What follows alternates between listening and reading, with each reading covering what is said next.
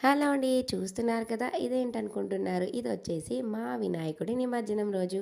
మా వినాయకుడి శోభాయాత్ర మొదలయ్యే ముందు మేము చేసే ఆచారం అనమాట. ఇక్కడ చూస్తున్నారు కదా! వినాయకుడిని తీసుకువెళ్ళే శోభాయాత్రకు తీసుకువెళ్ళే రథం ముందు అనగా ట్రాక్టర్ ముందు పసుపు, కుంకుమ వేసి కుంభమైతే పోస్తామనమాట అన్నము.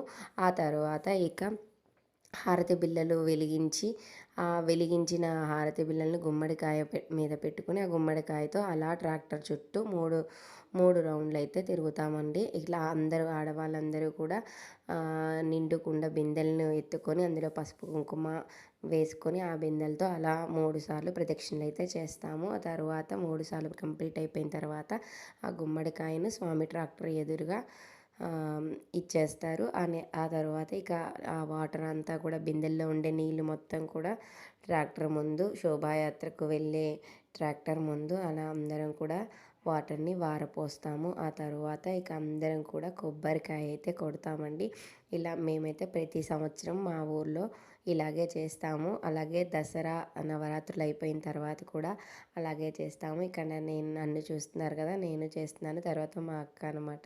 ఇక మేమిద్దరం కూడా సేమ్ టైప్ ఆఫ్ శారీస్ని అయితే వేర్ చేసాము గణేశుడి శోభాయాత్రకు వెళ్ళేటప్పుడు. ఇలా మా గణేశుని శోభాయాత్ర